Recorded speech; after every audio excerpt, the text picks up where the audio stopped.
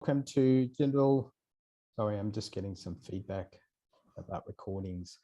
Welcome and good evening from New Delhi, and welcome to Jindal Global Business School's Center for Research in Emerging Economies Inspiration Lecture Series. I am thrilled this evening to host and moderate a session by Professor Silvia Bellezza, who is the Ganchner Associate Professor of Business in Marketing at Columbia Business School in New York City. And I'm thrilled because she is an esteemed consumer researcher, and I'm hoping we'll have a wonderful talk. The title of her talk today, it focuses on the idea of minimalism in consumption, and essentially the title is based on her forthcoming co-authored forthcoming journal article in the Journal of Consumer Research, one of the social sciences most prestigious and the B School's most prestigious journals, simply titled, quite minimalistically, dare I say it, Consumer Minimalism. Just a bit of an introduction to the topic and to Professor Bellezza. The first part, there'll be two components to the topic. The first part of the topic will offer a unified understanding of the variegated displays of minimalism in establishing a conceptual definition of consumer minimalism, and developing, through their paper, developing a 12-item minimalist consumer scale. The second part of Professor Bellezza's talk will explore the consequence, and for me, this is something quite close to the sort of research I'm interested in as well, the consequences of consumer minimalism and the specific relationship between minimalism, consumption, and social status. And Professor Bellezza has written around that previously. Just a bit of a bio to our guest speaker. Professor Bellezza's research focuses, as I mentioned, on social and status signaling in consumption. Her work examines traditional status signals, for example, conventional luxury brands and products, and alternative status signals, for example, nonconformity, minimalism, vintage and retro, for example. And her research has been published in the top tier, the very top tier journals in her field, including such journals. I mentioned the Journal of Consumer Research before, Journal of Marketing Research, and Management Science. Her work has also received extensive media coverage in popular outlets such as the New York Times, the Wall Street Journal, The Atlantic, and Scientific American. Before joining Columbia, she earned her doctorate in marketing at Harvard Business School and worked in the marketing departments of LVMH, Louis Vuitton, Moet and Hennessy, and Danone. Professor Bellezza currently teaches the core marketing course to MBA and executive MBA students, and we're very thrilled to have her present her insights to us. I'm sure we'll learn a lot. Now, just a couple of housekeeping issues. Professor Bellezza has mentioned that he's happy to take questions through the presentation. So it's a very interactive style. So please, if you have any questions, please plonk them into the chat function, and I can either read them out, or if Professor Bellezza is also, looking at that, she can read them out. We'll have a more of an interactive style to the session. If there are some questions toward the end, we'll take them as well toward the end of the presentation, and I'm sure we'll have a very interesting journey over the next 90 minutes, full of ideas and debate. Over to you, Professor Silvia. Let's hear some fantastic insights on leading edge insights on consumer minimalism. Thank you. Thank you, Lakna, for such a nice introduction. And it's a great pleasure to be here thank you very much for the ones who are connected. I look forward to sharing with you this work on minimalism. And as I said, I welcome questions whenever you have them, so we can have this more of an interactive presentation. All right, so consumer minimalism. The term minimalism, in fact, dates back to the 60s in art. And what we see is that there's been a huge rise of minimalism also in consumer culture in recent years. So I'm sure that many of you have encountered these notions of sparse living spaces, this idea of decluttering, letting go of your possessions, decreasing consumerism, possibly, selling your properties and moving into these tiny homes or even in vans. So clearly there's been a rise of this phenomenon in consumer culture. And parallel to this, there's also being, a proliferation of books and series and TV series that teach consumers how to be minimalist, how to let go of possessions, how to declutter, how to let go of the things that don't provide value into their lives. So we thought this was an extremely interesting phenomenon. And in addition to this, as an additional piece of evidence, if we look at the term minimalism and the frequency with which the term appears in books throughout history, right? So in the last 100 years. So we see that the term minimalism, it's really been since the, early 80s that it's the frequency of appearance has gone up a lot, especially here. But really it's been a rising trend for quite a while. And I think what's interesting is to compare the term minimalism with related terms. So if we think about maximalism, which is basically the opposed notion, right, of minimalism. So it's about accumulating things or make patterns. We see that, there is a slight increase, but not as much as minimalism. And then I think another very interesting comparison is with the term conspicuous consumption, right? So we will see in the second part of the talk, I will relate minimalism to status signaling. Status signaling is very tied to this notion of the visible display of luxury goods that you have. And so we see that the term conspicuous consumption, right, has been very popular in books since, the 90 years ago. And then what I think it's interesting is that in fact, minimalism has surpassed and nowadays is cited in books more than traditional conspicuous consumption. But again, I want to emphasize this thing is not just something, it's not just like a trend of like the last 5 to 10 years. And in fact, we can think of instantiations of minimalism, and celebrities engaging in minimalism even in the 80s. This is Steve Jobs. Like this is a very famous picture of him in his house in the Silicon Valley, right? He doesn't even have a sofa, so very few objects in his house. All you need, was a cup of tea, a light, and your stereo, and that's it.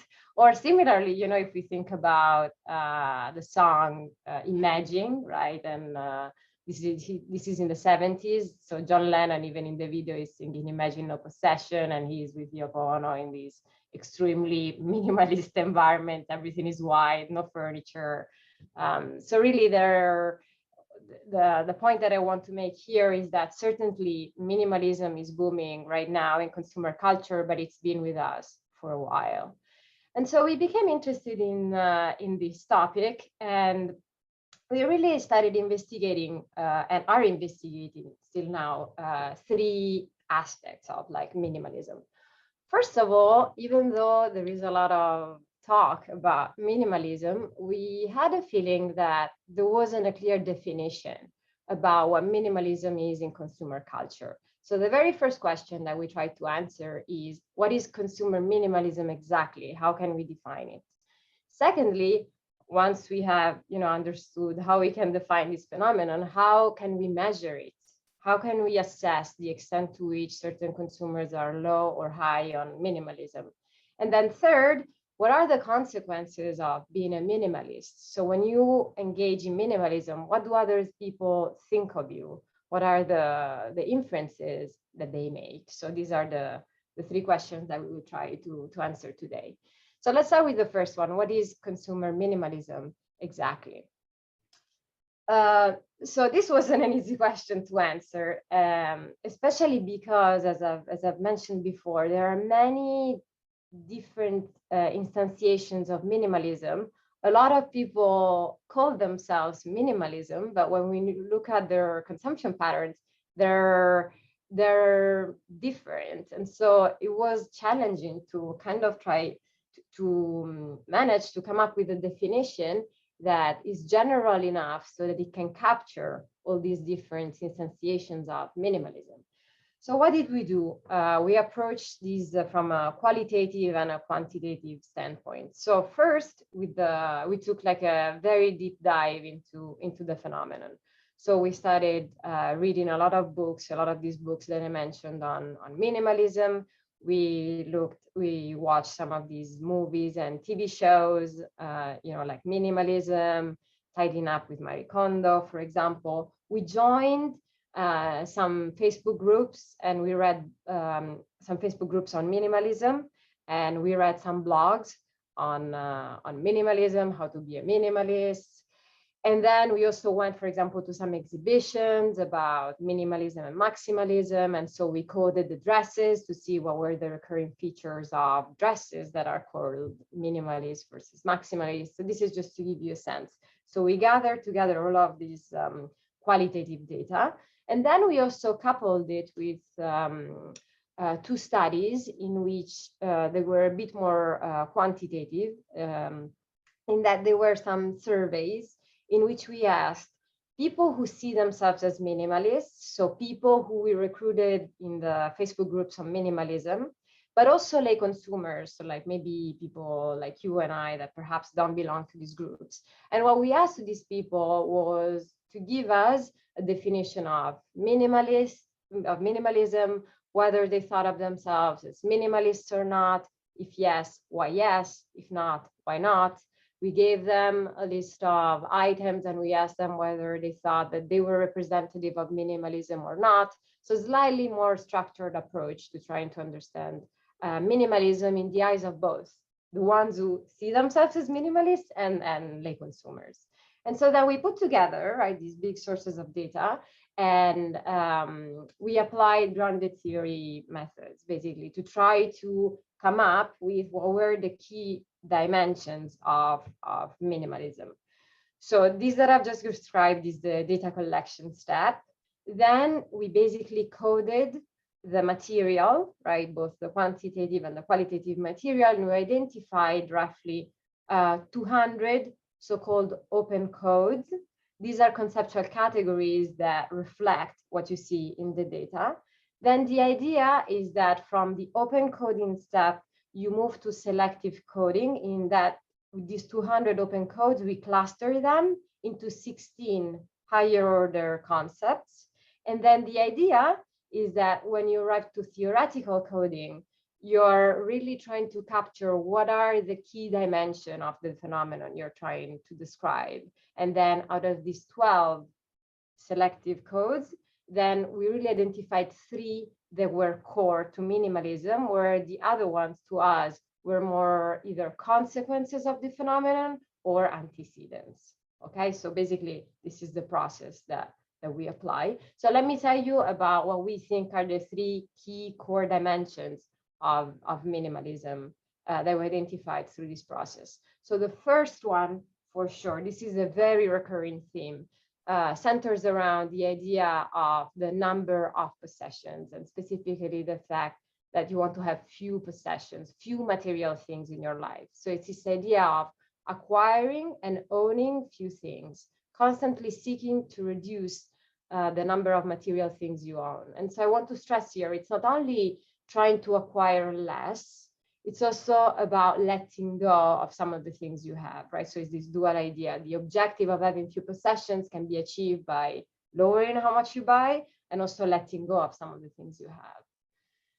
The second dimension that kept recurring is this idea of the sparse aesthetic. So this very strong preference for an uncluttered aesthetic, no pattern, not a lot of patterns, monochromatic colors, geometric shapes, simplicity, few lines. So really this idea that minimalism, it's not only about owning few things, it's also the way in which they look. And so again, this idea of exhibiting this very strong preference for an uncluttered aesthetic. And then finally, the last one is this idea of intentionality, and really being extremely careful and mindful into the things that you own, so that eventually the few things you have are really like a curated collection of possessions. So for minimalists, eventually the things that they end up possessing, they're not random at all. All of them are intentionally selected and thought, so it's so again, it's this idea of the curated collection of possessions. So really putting these three together, the definition that we propose for minimalism is the mindful acquisition and ownership. So again, this idea of reducing acquisition and having few things, of few curated possessions with a preference for a sparse aesthetic. Okay, so these, conceptually speaking, this is our answer to the first question: how do we define consumer minimalism? On to the second question, unless there are some questions. Everything is clear? Yeah, I don't see questions, so I'll move on. But if you have questions, feel free to write them. Okay, so then we were interested in how do we measure minimalism. There are some scales that are measuring related constructs, but nothing so far as of today that was measuring precisely consumer minimalism and the three dimensions. So what we did here, we went back to the data, right, that we collected, both of the books, the series, and the two surveys. And so we created about 150 statements based on this material. So I see some question: is consumer minimalism independent of income levels? So thank you for the question. It's a very good question. No, it is not. And in fact, in the second part of the paper, we will try to argue that it's the wealthy and the high income people who tend to engage into this more. So you're rightly saying poorer people consume less, buy less, absolutely. That, though, I think is captured by frugality. Minimalism is a rather different construct, in that in addition to having few things, it also has this aesthetic component and the curated collection, which is absolutely absent from the idea of frugality, that I think refers more to to possibly the lifestyle that people who cannot afford to buy a lot of things have. So it's a definitely good question. From an empirical standpoint, we also find very often that it correlates with wealth. So I'll show you now the scale, and it tends to correlate with income. And I think one of the most interesting things is that it also correlates with abundance that you've experienced as a child. So typically the people who have been raised in wealthier environments tend to score higher on minimalism later on in life, again suggesting that it's this idea of voluntary decluttering. Once you've had a phase of abundance, then you let go of things. Someone has a question: is minimalism measured by looking at the proportion of income spent against the income? Why don't I show you how we measure it? So I think the answer to this question is precisely what I'm going to do, and then maybe we can come back to this question. So what did we do? We generated, based on all of the material that we collected, about 150 statements. Then we asked 12 judges to rate these 150 statements on clarity and the extent to which they were really capturing the intended dimensions. So we refined it to 45. And then we tested these 45 items with, I think, 400 people. And we eventually reduced them to 12, which are the items of the minimalism scale. So it's 12 items total, 4 items per dimension. So the number of possession, to give you, a sense of like the items, this would be, I avoid accumulating lots of stuff. I restrict the number of things I own. Less is more when it comes to owning things. And I actively avoid acquiring excess possession. The second core dimension, right, was sparse aesthetics. So that is measured by, I'm drawn to visually sparse environments. I prefer simplicity in design. I keep the aesthetic in my home very sparse. And I prefer living spaces visually empty over filling them. And then the last one, the third dimension, is mindful consumption. So I'm mindful of what I own. The selection of things I own has been carefully curated. It's important to me to be thoughtful about what I choose to own, and my belongings are mindfully selected. So these are the 12 items, again, 4 per dimension. I see there are a couple of questions. So how does owning less things really benefit a person? That's an interesting question. I think the narrative around minimalism and the people who enjoy being minimalist is really this idea that consumerism has cluttered our lives. And so especially Marie Kondo would say that a lot of objects that are cluttering our lives, they get energy from us, but they get energy from us, but they don't give any back. Whereas if you let go of this possession that absorb energy and just focus on the one that truly add value to life, you live a better life. That's and the idea is also that once you let go of physical possessions, maybe you can also focus on, more intangible aspects of life, enjoying experiences rather than physical things. So I think this is our typical benefits that minimalists mention, a reason why you want to engage into this type of consumption. Do the term minimalism and consumerism mean the same to some extent?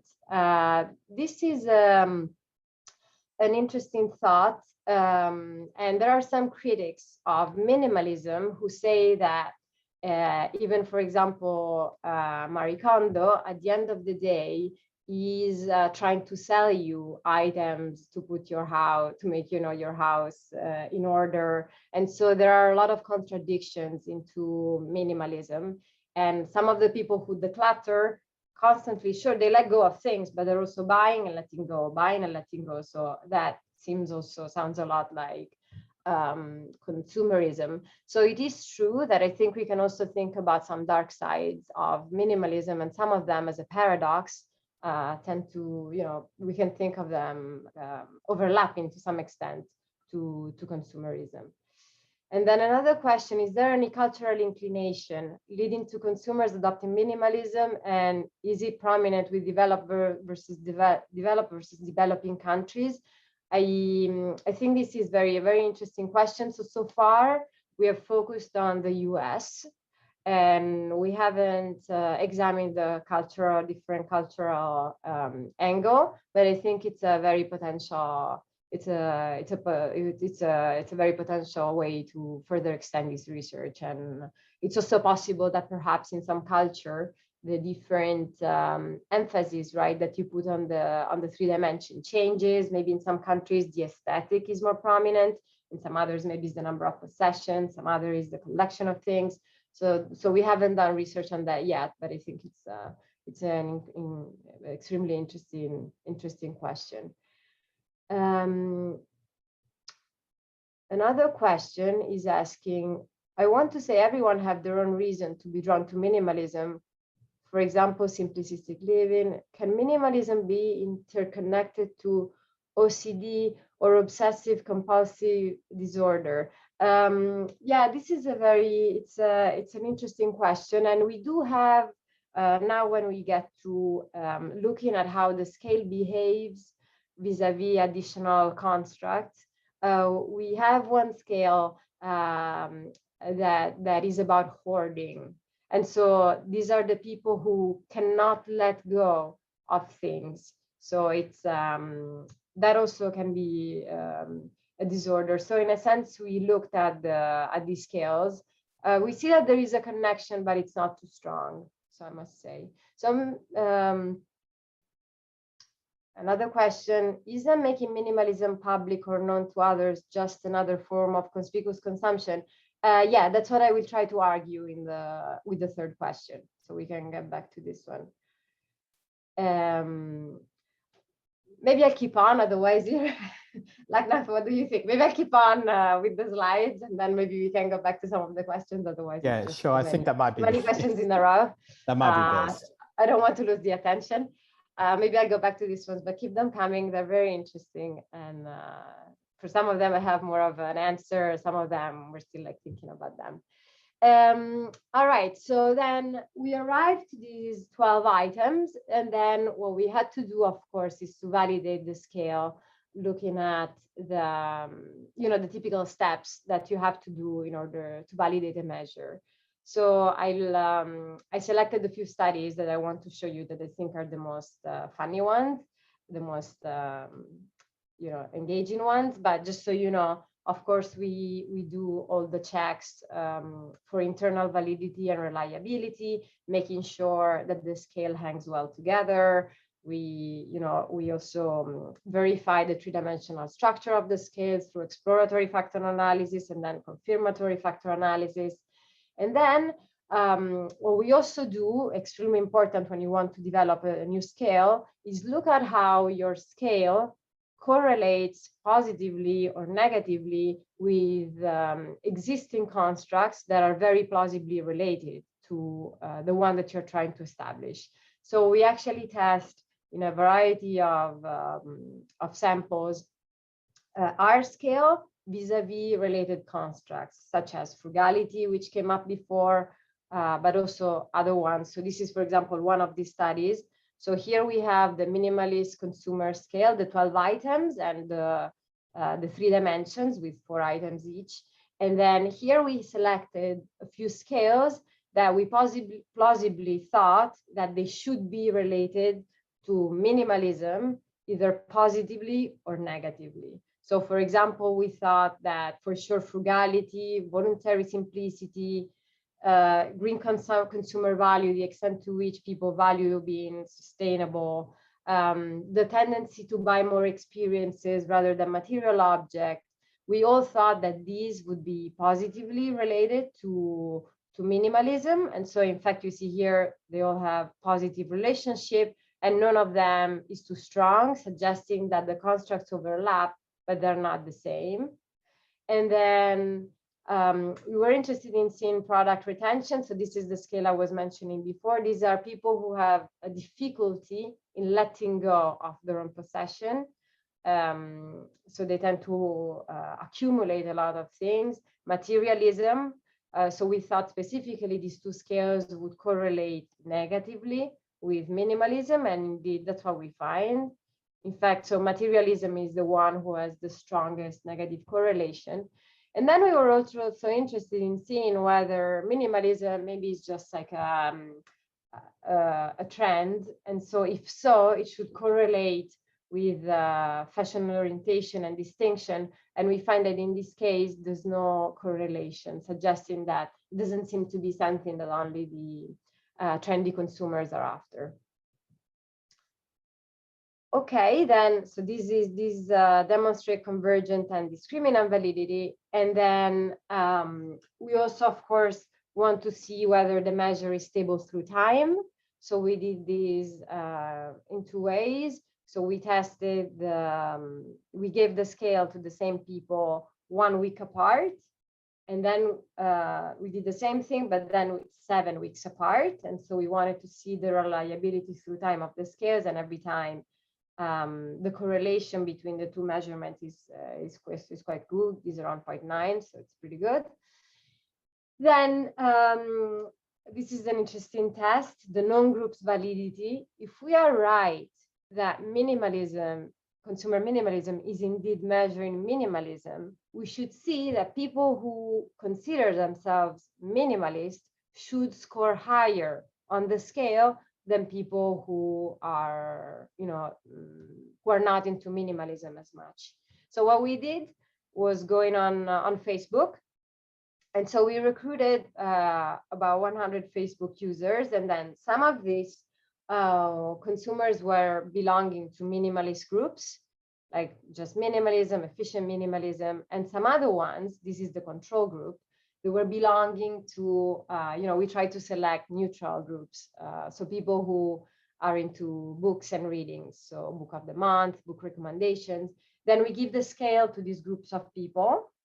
And the idea is that if we're correct, we should see that the people who belong to the minimalist group should score higher than the people who belong to the control groups. And so this is what we find. So on average, the people from the minimalist Facebook groups, they score more than 1 point higher on the scale than the non-minimalists.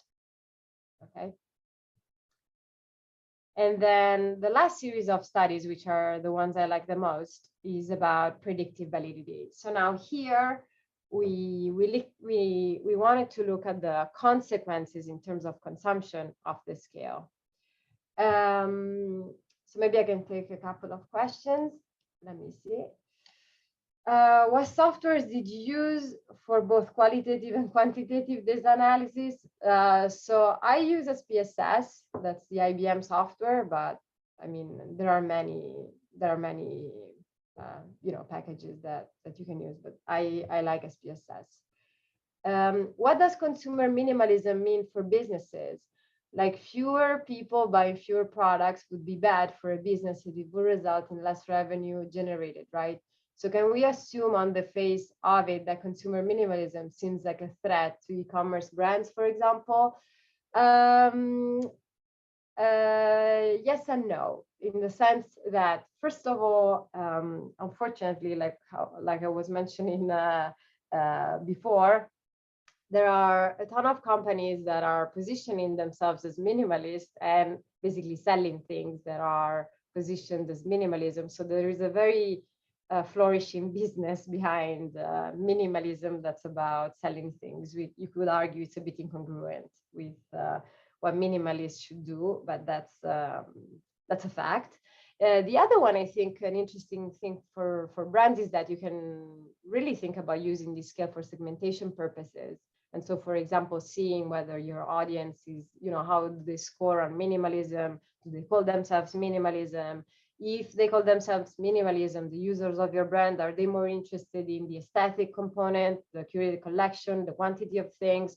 So there are a number of ways in which you can think about using this scale for business purposes. We also have a study in which we look at minimalist brands versus non-minimalist brands. I'll show it to you now. So I think a variety of ways in which you can think about the business consequences of this scale. How does boredom of using the same commodity of stuff is avoided in minimalistic lifestyle? This is a good point. And I think if you read through these guides that they teach you how to be minimalist, this idea of the fact that we often tend to accumulate things in our lives that we don't like, that we never use, and we don't understand that detracts from like our quality of life, is a very recurring theme. So I think that it's something that comes into play, definitely, this idea of consumers that are just like bored of using the same things and then just like let them go, and how liberating that is. Isn't making minimalism, oh yeah, this one, we looked at it before. I'd like to add on my question, since there's a lot of pressure to declutter, doesn't this make the whole thing revolve around stuff, where one person is focusing on collecting stuff, the other is focusing on getting rid of it, making both the situation unhealthy? Yeah, absolutely. I think it can, it is possible that if you look at the very two extremes, none of them accumulating all sorts of things and letting go of too much, it's possible that you could argue that they're not healthy and they detract. Of course, if you make this, I think some people were talking about this, what if it becomes almost like a disorder, so you cannot have things. Of course, it's detrimental. All right, so why don't we look at the predictive validity? So here, the name of the game is trying to come up with a consumer behavior pattern that a priori we would expect correlate in some fashion with the scale. So all of these studies are pre-registered, right? So because we had a priori hypothesis on what should happen. So this one is my favorite. in fact, out of the set of studies. So we thought, if the scale is truly capturing minimalism, then the home environments of the people who score high on minimalism should look more minimalist than the houses of people who score low on the scale. So what we did is run a study in which we asked people to post, each participant posted 3 pictures of their bedrooms, their living rooms, and their closets. And then we asked them, either before or after posting the picture, to complete the minimalism scale. So we asked them to rate the 12 items. Then we asked 3 independent judges, blind to the hypothesis, to rate these pictures on the extent to which they thought that they looked as minimalist or not. So to give you an example, these are 2 pictures that participant posted. These are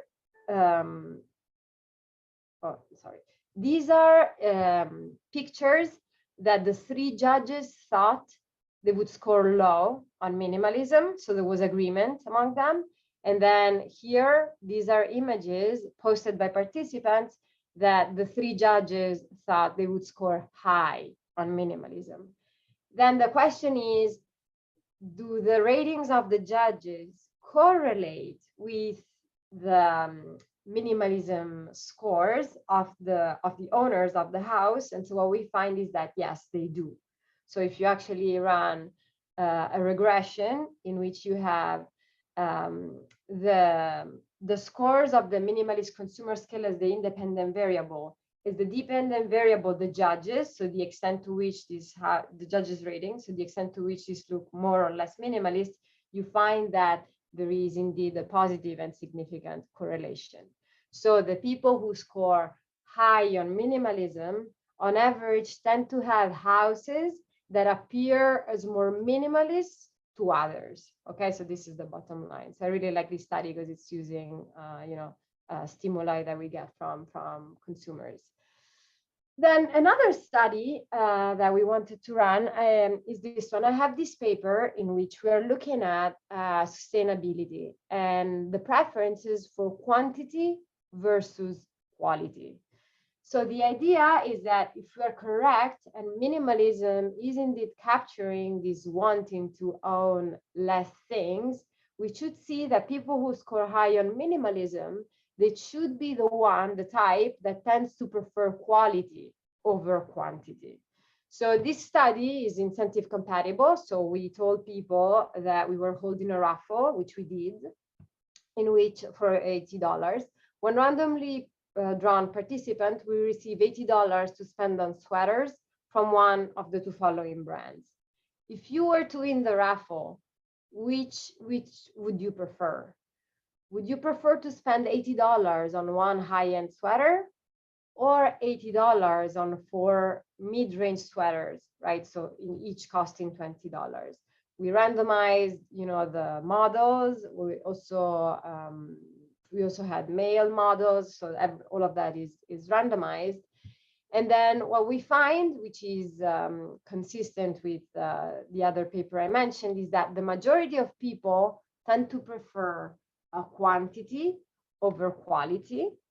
But we also measured, right, people minimalism scores. And so what we find is that the probability of concentrating your budget on fewer items is positively correlated with being a minimalist. Okay, so as we predicted, the people who score high on minimalism tend to be the ones, significantly so, that choose to concentrate the budget on fewer things. Okay, so again, this is something that we were predicting that would happen a priori.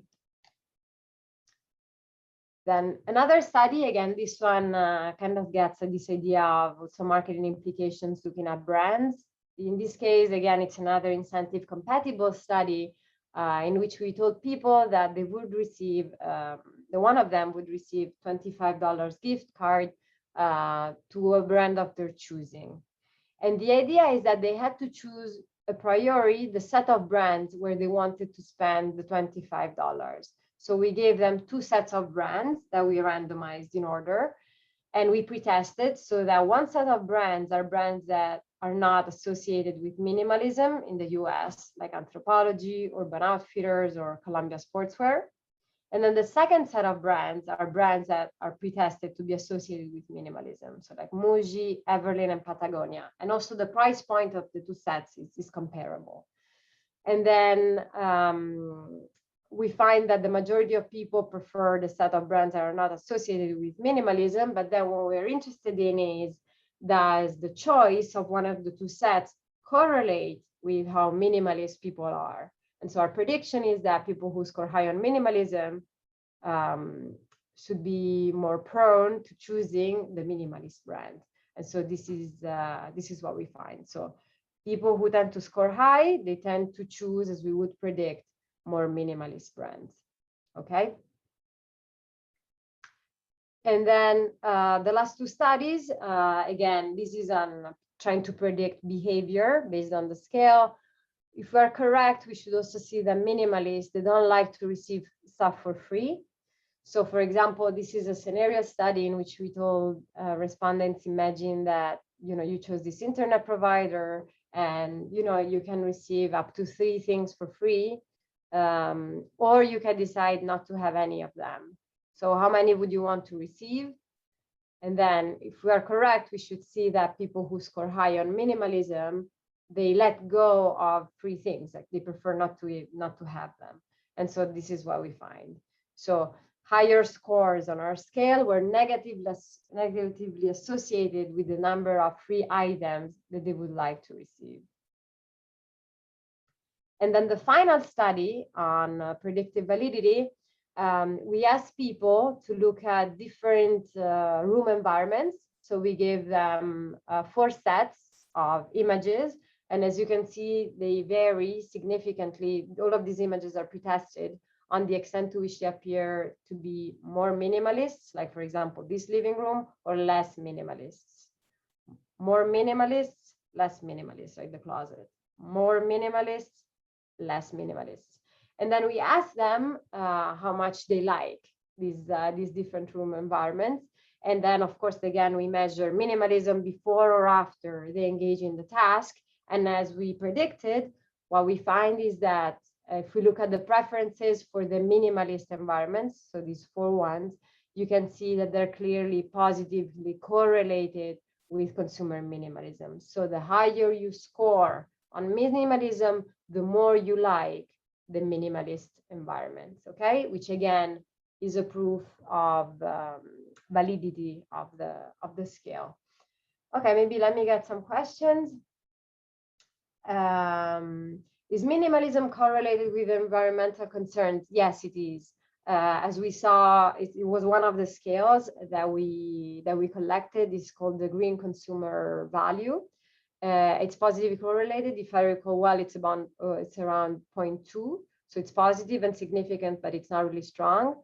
Sustainability concerns and environmentalism often come up as you read the material on minimalism, but it's not one of the key core dimensions of minimalism. So it definitely came. It was one of the 12 selective codes, but we thought it wasn't like a key and always recurring element and central element of minimalism. Some audience members have placed questions in the Q&A box instead of, please use the chat function to relate. Okay, the Q&A. Okay, let's see what people are asking there. Oops. Silvia, yeah, just there's about six questions in there in the Q&A, so you can. Yeah, I'm looking at them now. Cheers. Yeah. Can minimalism own expensive products? Absolutely, absolutely. So some of these, I think we're gonna talk about this now when we get to the consequences of minimalism. Many of the brands who are positioned on minimalism, they're very expensive. They're very high-end goods. There's also not necessarily, it's not always the case that they are, but absolutely some of them absolutely are extremely expensive. Can can minimalism and minimalism ambition be separated? I'm not sure I understand this question. So maybe Shivani, if you can elaborate a bit more, I can get back to this one because I'm not sure I understand what you mean. Can minimalism be applied to a company? Yes, we talked about this one. Does being a minimalist mean being less creative? Does one don't prefer fancy stuff and doesn't intend to buy more? That's an interesting question. We didn't, so I don't have an empirical answer in that we did not look at, for example, how creative people are and how that scores with minimalism. But I wouldn't say that necessarily they're less creative. And in fact, this idea of creating a curated collection of few items does require a lot of thinking. And sometimes they're also very creative in the ways in which they can use the same object for multiple things. And so you have to come up with new ways. There are these people who want to live with only 30 items in their lives. So of course they need to be creative about using things for multiple purposes. So I'm not sure. It's an interesting question. Definitely, it'd be interesting to look at it empirically. In today's society, people pretend to be rich by living a fake life, contrary to the truth, and buy products they don't even need to seek attention and approval. What's your say in it? Who should be blamed for this? How can we convince them to adopt minimalist lifestyle? I think actually this question, we're going to come back to it now that we're looking at how do we compare conspicuous consumption with minimalism. So I'm going to talk about this one now in the following slides. I think it's this idea of how can we convince people to become more minimalist if you think that minimalism is more aspirational. Possibly, I think that the fact that this is getting so much media attention, and the fact that younger generations, they seem very much attuned to these topics of reducing consumerism and trying to buy more quality versus quantity is it's inspiring in a sense, in that it seems that there is hope that we are moving towards less consumerist type of society. So let's see if we can, but we could think of interventions to make policies that try to give incentive to people to spend on less items and recycling things. Is minimalism about suppressing personal impulses, triggers of which could be psychological factors of anything? Yeah, that's an interesting question. It is true that much of the literature about minimalism tries to teach people how to resist the urges of thinking that you need new things when you truly don't. So I agree that it is about some part of minimalism can be about suppressing personal impulses, and really when you're buying, asking yourself, do I truly need this? And so try to suppress the impulse of buying in the moment, unless the answer is yes, I definitely need it, don't buy, right? So in a sense, I think it could be thought about suppressing impulses in some instances. Okay. So since there are some questions on the status signaling aspect and whether this can be a new form of signaling, why don't we look at the consequences of being a minimalist, which is the topic of this second paper that we're working on right now. And by the way, I forgot to mention, Annie Wilson is my co-author on the paper on the scale, and on this paper on status signaling, we're also working on it with Mike Norton. So in this second project related to minimalism, we're a bit more interested in the consequences of being a minimalist consumer in the eyes of others. And so the idea here is that what we're interested in is looking at a minimalist versus a non-minimalist consumption lifestyle. So that is what we manipulate between subjects, and looking at what is it that other people make of people who engage in a minimalist or non-minimalist lifestyle, right? So this is going to be the dependent variable of this paper. Specifically, we define status as the extent to which a person is respected, admired, and highly regarded by others. Okay, so this is our definition of status. And so what we propose in this paper is that there's been a progressive shift in the way in which people tend to display who they are, and specifically display how wealthy they are. So the traditional paradigm is the one of conspicuous consumption. So the idea being that people who spend a lot of money on visible luxury goods are thought to be wealthy because they can basically spend a lot of resources on these goods, and they're conspicuous. So other people see it, they recognize these goods, and they immediately associate wealth to the owners of these goods. So this is the traditional paradigm. Veblen's idea of conspicuous consumption, and several other papers have talked about luxury goods. The visible display of expensive items operate as a status symbol in the eyes of others. But then some people have started saying that because of nowadays, there is fundamentally mass production of luxury goods, the signaling power of these traditional status symbols is a bit diluted. And so the idea is that now that there is mass production and it's much easier, the supply of these high-end goods has increased a lot. There are multiple channels where you can buy these goods, oftentimes at a discount. There's e-commerce, outlets. All of these very high-end counterfeit are also a problem for this type of goods. All of these have contributed to the fact that traditional conspicuous consumption as we know it is not as reliable a signal as it used to be in the past. So some researchers have started saying that some of the high-end consumers, instead of using very public displays of luxury goods, they've moved to what is called inconspicuous consumption. So these are goods that are as expensive as these ones, if not more. So oftentimes there is a correlation between a negative correlation between conspicuousness and price, so that the less subtle items cost more than the more conspicuous items.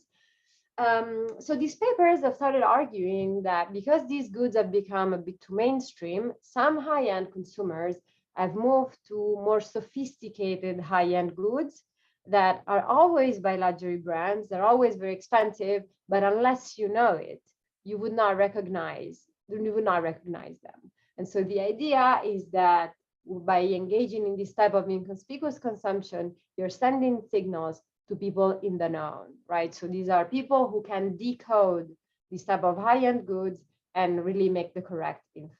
So this is called inconspicuous consumption. What we're trying to argue in this paper is that there's also another shift with minimalism.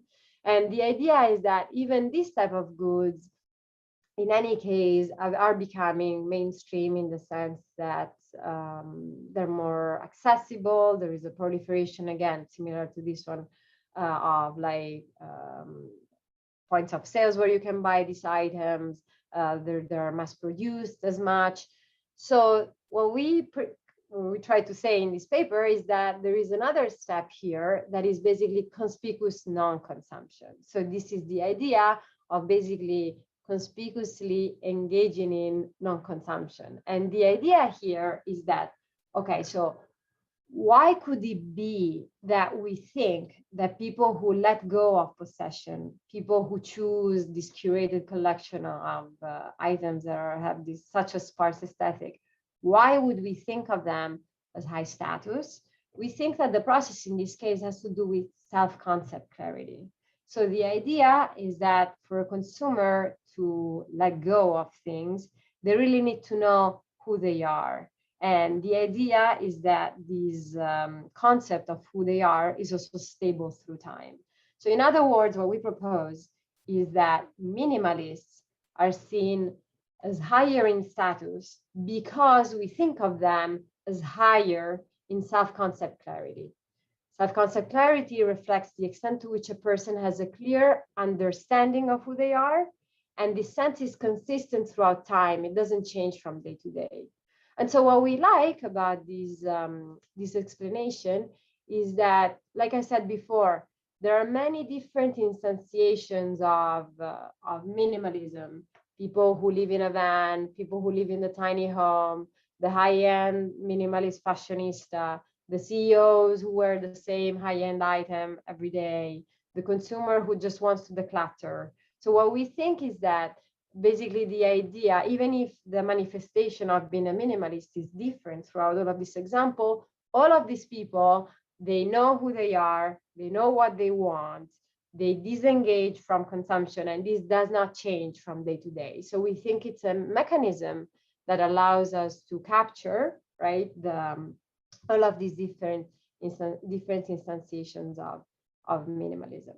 So before I get to the studies, let me see if maybe there is some question here on these, on you know, this idea of minimalism as a status symbol. Looking at the graphs, we get an idea that shifting toward minimalism, one is also somehow getting towards sustainability. Yeah, it's what I mentioned before. It's certainly, minimalism is certainly related to environmental concerns, green consumption values, wanting to use, you know, less things, but it's an antecedent. It's not one of the key core dimensions of minimalism, as much as the aesthetic, the curated collection, and a number of things. How to explain minimalism to kids and teens and protect them from the pitfalls of consumerism? It's a good question. There are some books that talk about how being a minimalist family, and so and how in fact to instill minimalism early on in the life of consumers. It's difficult, right? So I think that these books highlight that it's easier to be a minimalist when you're just like living by yourself and you can decide on everything. You know, you're in complete control of like your life and like what you consume. If you're with others, you have to negotiate and like convince them that they need to be minimalist too. So it's a bit more complicated, but definitely there are some books that tell you how to do that in the family. Okay, so there is a bit more clarity on the question on minimalism and minimalist ambition. Be separate. Thank you so much. At the core of the desire to own less is the philosophy of doing less. For some, I'm not sure if this is a general statement, of finding happiness with what you have. Okay, yeah, this for some people, yes. For example, as the concept of minimalism originated in the Western countries. So try explaining minimalism to a starving kid in the third world. What happens in Western countries for third world immigrants is just the opposite. They tend to radically pull themselves up by their bootstraps, often achieving levels of success far beyond what the incumbent population do. They realize they now have access to resources and opportunity in abundance, and they maximize this. They don't minimize anything. Okay, now it's a bit clearer. Thanks for clarifying. I think this is an extremely interesting question. I think so far we haven't looked into it. It does refer a little bit back to what another question that we had about different cultures. I think we can absolutely think about different economic environments. So far, we have been focusing on the United States, but I do think it's an extremely it's a very concrete way in which this research could be extended, and perhaps we are not working on it, but maybe some people will. I do think it's an extremely interesting question to look at how minimalism applies into different concepts.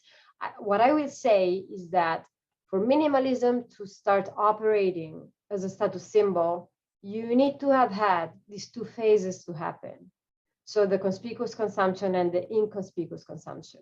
So to the extent to which we're talking about countries or economic environments in which the signaling, these two first phases of signaling have happened, I would not predict conspicuous non-consumption to operate as a signal already. Okay, so that's definitely something that I would say, but we haven't tested it yet. So very interesting question for the future. This one I've answered it. These days, minimalism is symbolic of being healthy, productive, and efficient in life. Is that true? It is true that it's very often framed as very aspirational. So I would agree with this idea, and that's why also I think it operates as something that we look up to. So I think if we were to measure aspiration, is this lifestyle aspirational? I think we would also see that it's certainly positive. Okay, I think I've answered the questions. I believe that to be a minimalist, one needs to be content with what they have. So I wanted to know, how does the person do that? Because I personally struggle to do so.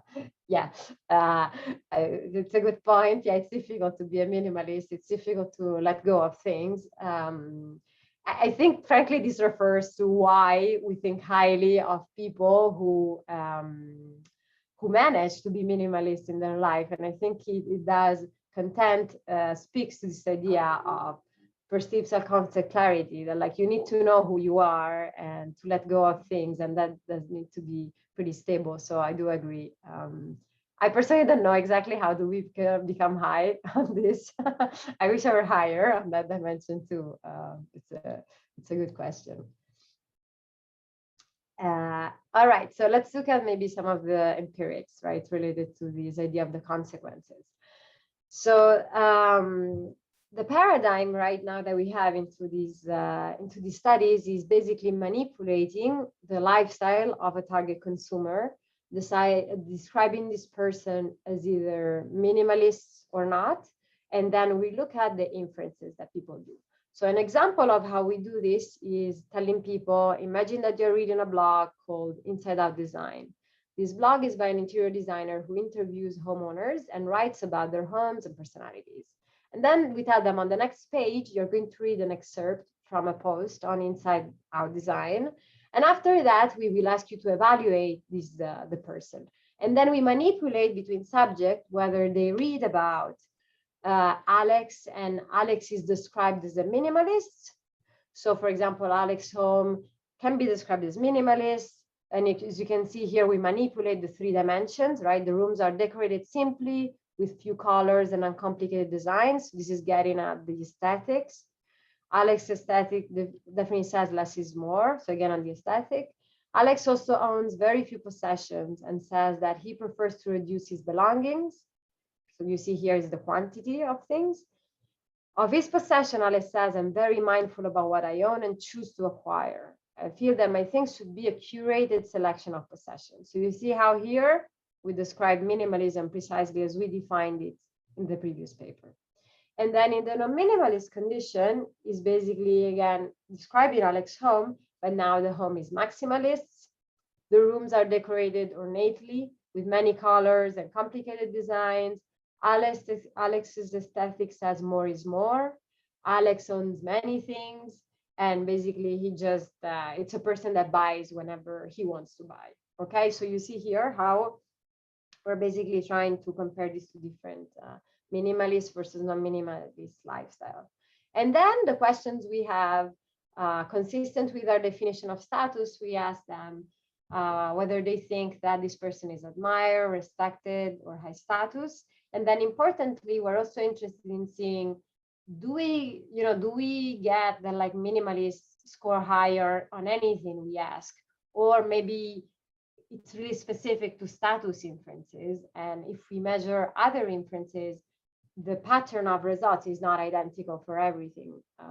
So this was it's important. So you will see that throughout studies we always ask additional inferences to make sure that we're not getting the minimalists are high on anything you ask. And so what we find, so here you see status. These are the 3, so we average these 3 items. You can see that as we predicted, the minimalist consumer is higher in status than the non-minimalist one. And then if you look at additional inferences, there's no difference in terms of niceness and honesty, and minimalists are seen as less funny. So maybe this speaks to the question that somebody before have about creativity. So to the extent that we see that fun is speaks to creativity, at least in the eyes of others, it seems that they're seen as less funny. But in any way, what's important for us is that you can see that it's not that we see that minimalists score higher on anything we ask, but we do see that they score higher on status, which is what we predicted. Then let me give you another example of things that we do. You remember that in the first paper, we collected pictures of respondents' home. And so that gave us a data set of respondents' pictures. So we thought, why don't we use that as the stimuli for this paper? So we selected 6 real pictures that would score low on minimalism, according to the external judges, 6 pictures that score moderate on minimalism, and 6 pictures that score high on minimalism.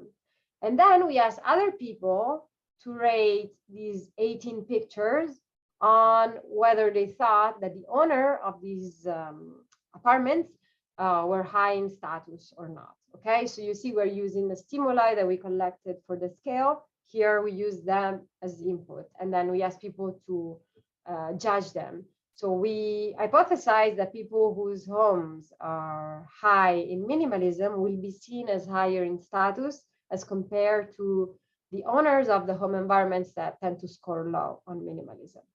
And so again, we measure status as we did before, and the same inferences on niceness, fun, and honesty. And so what we find is that, as we predicted, people, the owners of the homes that score high on minimalism are seen as higher status than the other 2 sets of pictures. The moderate is seen as higher, moderate minimalism is seen higher in niceness. There's no difference in honesty. And again, we find that people who score high on minimalism are seen as less funny, okay? So again, importantly, we do find the predicted pattern for the outcome we were interested in, but we don't see that on anything we ask, we see the similar pattern, okay? So this is another way in which we're looking at inferences. And then another way in which we also look at manipulate minimalism is by using pre-tested images. So for example, in this study, we, instead of describing the house or the environment of the target consumer, we give pictures. So for example, we say, this is a picture of Molly's closet, and then this is the non-minimalist condition, and this is the minimalist condition. We also try to make sure that you can see here, for example, here there is a Chanel, here it also says Chanel. So we try to make sure that the same brands appear, and all of these are pre-tested to be seen as equally expensive, which could also be a confound, right? So they're all pre-tested to be, so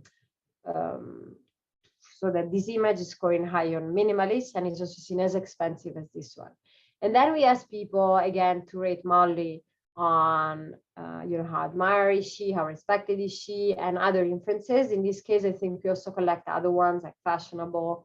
And then this case, we were interested also in starting to test the process. So we ask people to also rate whether you think that the owner of the minimalist closet or the non-minimalist, so this is done between subjects, whether you think that this person has a clear sense of who she is and what she is, whether her beliefs about herself seem to change very, very frequently. So this one was reverse coded. So we adapt 3 items from the self-concept clarity scale, okay? So now we're interested in seeing whether self-concept clarity mediates the inferences in terms of status. So first of all, these are the differences that we find in terms of the 2 conditions. So we see again that the owner of the minimalist closet is seen as higher status than the owners of the non-minimalist closet. No difference in niceness, no difference in honesty, no difference in fashionable. And I think I don't have them in the graph, but we also asked some other inferences here, and there's not always the pattern that the minimalist scores higher, but the minimalist is seen as higher in self-concept clarity, which is what we predicted. So these are the 3 items measuring the extent to which you think that she knows who she is, and this belief does not change from day to day. And then if you run a mediation analysis in which you try to see whether status, right, the differential outcome on status is mediated by self-concept clarity, as we hypothesized, right? So this is what this is showing. We do find that there is a significant indirect effect. So the extent to which people see Molly as higher status when she's a minimalist is mediated by the belief that we see her as higher in self-concept clarity, okay? So we also have a series of studies to conclude this paper, in which we not only measure self-concept clarity, but we also manipulate it. We manipulate it between subjects. And again, we show that we find support for this idea of self-concept clarity as a mediator to status inferences. We look at luxury and non-luxury brands to see whether does it depend on, is the status inference depending on the fact that you're using high-end goods, or do we see the positive status inferences even for people who are using mainstream brands? And so what we find is that it operates for both. Of course, if they're using high-end minimalist brands, they're seen as higher status than if they are not. But even when they're using mainstream brands, we see that minimalist people are seen as higher status than people who use non-minimalist mainstream brands. And then we also manipulate perceived intentionality. So the extent to which owning few things is indeed a deliberate choice. It's not that it's just because you lack the means to buy more things. And so what we find, which I think taps a little bit into some of the questions that we had before, is that minimalism operates as a status symbol if it's clear that it's by design and that it's a behavior, it's a willful choice to engage in a minimalist lifestyle. If this intentionality is killed, and so if it's unclear whether the person is choosing to use few things just because they cannot afford owning more, then the status inference is not as strong as I think you would predict. Okay, so to summarize, and then I'll take some more questions before we close. So the conclusions and key takeaways. So what we hope we're doing in this project on minimalism is trying to establish a more structured definition of consumer minimalism and really identify the 3 key dimensions of the construct that are limited number of possessions, sparse aesthetic, and the mindful consumption, this idea of the curated collection of goods. We established the minimalist consumer scale is this 12 item scale that allows us to measure the extent to which consumers vary on minimalism. And then we also try to demonstrate that minimalism and conspicuous non-consumption have become a social status symbol, specifically through a mechanism of self-concept clarity. And then lastly, we look at people who use minimalist brands, and we see that the people who use, so this is more like the marketing implications, we see that people who use minimalist brands also enjoy higher perceived social status. So these, I think, are the key messages from today's talk that I would like you to remember. All right, so I think this concludes. I'll say less is more status as the final statement for this talk. Thank you very much. If you want to, the first paper is forthcoming, so if you want to read it, feel free to send me an email. This is my email address. I can send it to you, or it's also on my website. The second one is work in progress, so we don't have a draft yet, but hopefully it will be ready soon. Okay, so maybe I can take some more questions. Is that okay, Ragnar? Yeah? Yeah, perfect. Thank you very much. Perfect. Thank you.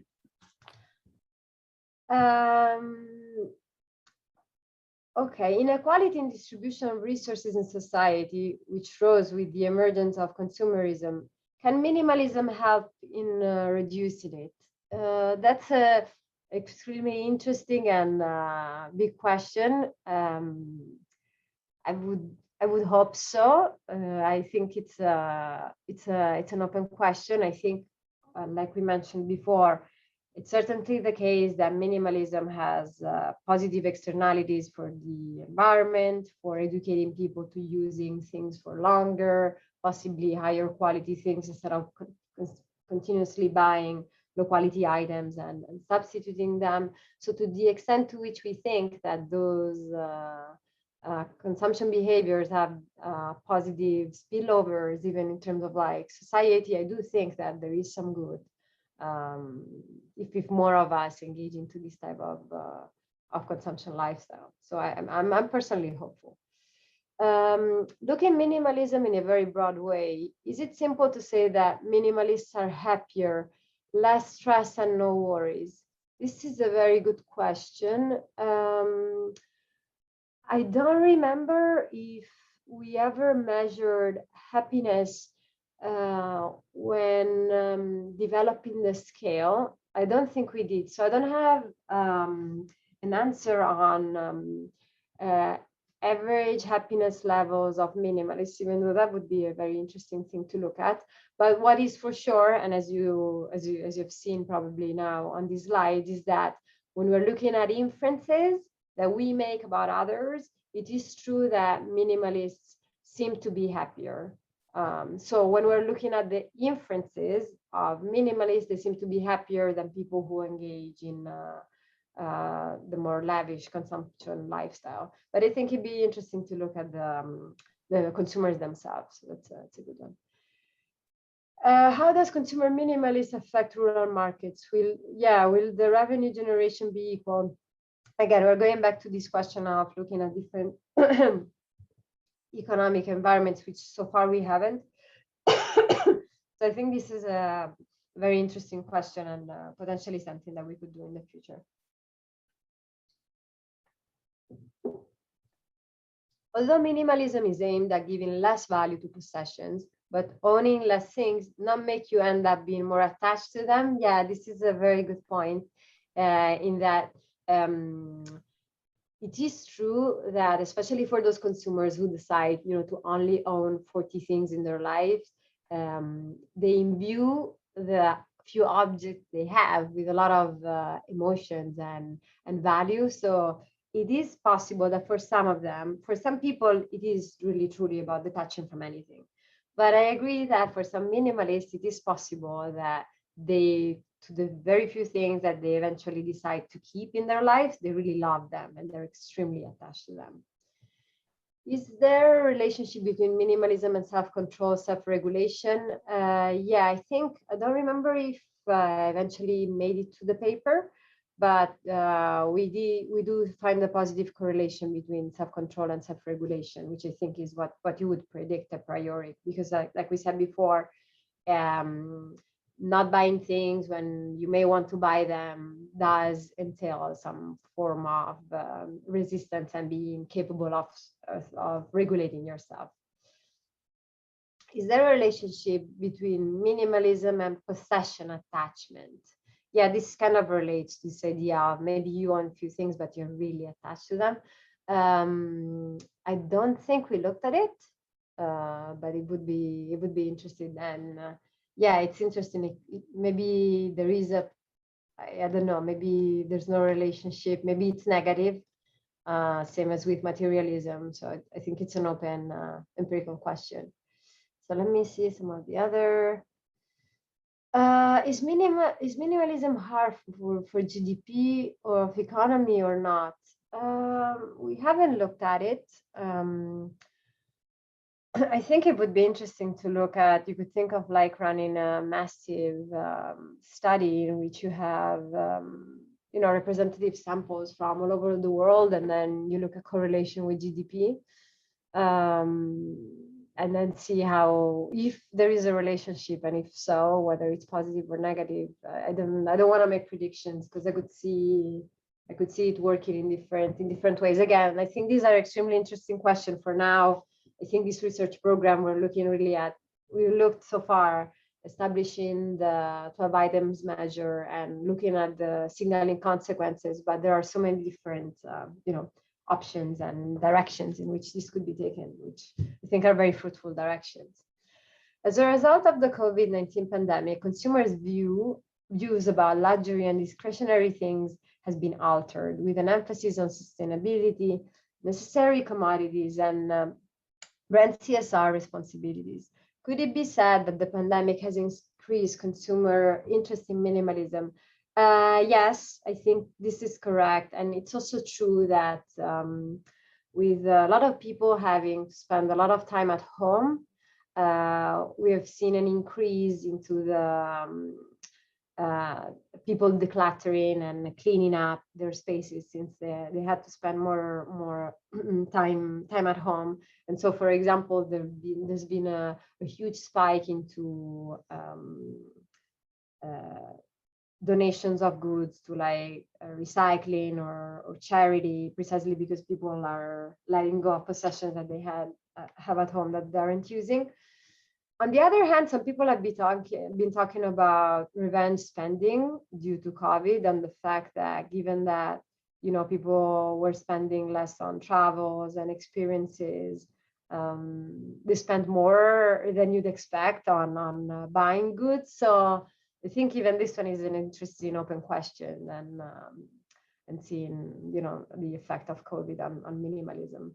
Certainly, I know for a fact that like more people have engaged in decluttering as a consequence of spending more time at home.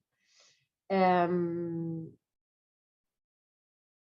think I've answered all of these questions. Let me see if in the Q&A there is some more question. Perhaps I can. I've just got a few more in there. Silvia, go ahead. I was going to throw two questions at you, perhaps. You mentioned earlier on about the dark side of minimalism, and I'm just wondering if you could touch on that. What might be some of the sort of the dark side, the unhealthy, if you put it that way, side of minimalism? And the follow-up question to that, and sort of like a more summative, would be what then, in your opinion, would make for healthy consumption practice, the development of, some people say it's critical consumption literacies, for example, and so on. So what, in your opinion, if you can sort of touch on first, what might be some of the aspects, the dark aspects of minimalism, and then what might make for healthy consumption practice? Yeah. So I think the dark side, there are potential two aspects to the dark side. One is the people who, for example, sell their homes, let go of everything they have, and they move into these, van life or extremely tiny homes, and then they just regret it. And so they see that it's just impossible to live into these tiny places. So there has been, you can already see there are some articles of people who are like, they moved into these places and then they just realized that it's just a lifestyle that's extremely complicated. And so there are already, you can already see it in the media interviews to people who chose van life, and then they just regret it or say that, yeah, it's sustainable, but you also need a true home, and how difficult it is to just stay in that type of living in a van forever, and how they regret the choice. The other dark side is... Can I push further on that? Why do you think... So I think it was Professor Chitresh earlier talked in one of the questions about possessions and attachment and so on. Why do you think it might be the case then? Is there something about possessions that can be healthy? Or do you know what I mean? Like, and here I'm a CCT person, so I'm thinking of the social meanings of possessions, but I'm just wondering, would there be some healthiness to having a certain level of possessions? And if I'm throwing it out. No, I mean, I think it's a fair assumption. I think these people were just like saying that it just makes your life extremely complicated. And if you have a job and like if you want to have family, it's just extremely complicated. So to me is when minimalism basically becomes too extreme. And so at some point it starts detracting from your life. So one way is this one. So again, this will depend a lot on like where you are, what is the typical average lifestyle that you have there. But I think your hypothesis that and maybe there is a right threshold of number of possessions that we need to have and space that we need to have in our life in any given place where you live. And if you go too much beyond it, it just detracts. I think it's plausible. The other dark side is what I mentioned before. It's this idea that by becoming minimalist, you become increasingly consumeristic, in that it's about owning few things, but constantly buying new ones and letting go of the ones you have. So there are some minimalists who have been criticized for being the type of people who surely own few things, but they continuously change them, which is not exactly what minimalism should be about, right? And some people have heavily criticized even, for example, Marie Kondo, about after, you know, having this whole revolution of decluttering, having then her own website in which she's selling small items and small objects that are basically, she taught you how to declutter. So a lot of contradictions into either then once you've decluttered, recluttering again of things that you don't need, or this idea of the decluttering being coupled with continuous buying, which is not really like good aspect, good minimalism. That's not really what minimalism should be about. So I think these are two interesting dark sides in my mind of minimalism. And then you had another question, sorry. The follow-up to that was, what would make for healthy consumption practice? Yeah, I mean, I think like any lifestyle, if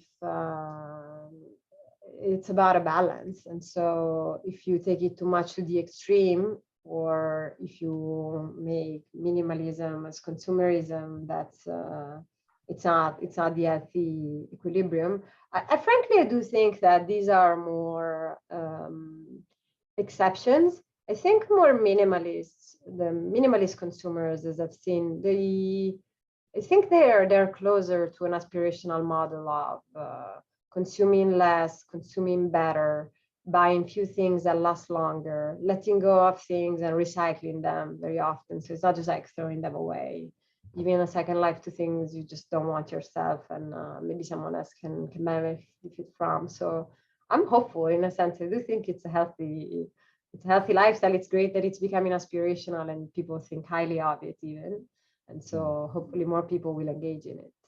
Yeah, thank you. And I think we're just hitting time, I notice as well. So that might be a good note on which to wrap up. So on behalf of Jindal Global Business School, on behalf of the Center for Research in Emerging Economies, on behalf of the marketing group here at JGBS, I really warmly thank you for delivering this wonderful presentation that my colleague just texted me and said the questions were coming thick and fast. So it was just really nice to see such a strong engagement with the topic that obviously has got people excited, and no doubt we look forward to the publication coming out. And thank you very much for spending your time and energy and effort to come and speak to us and share the insights. And I hope in the future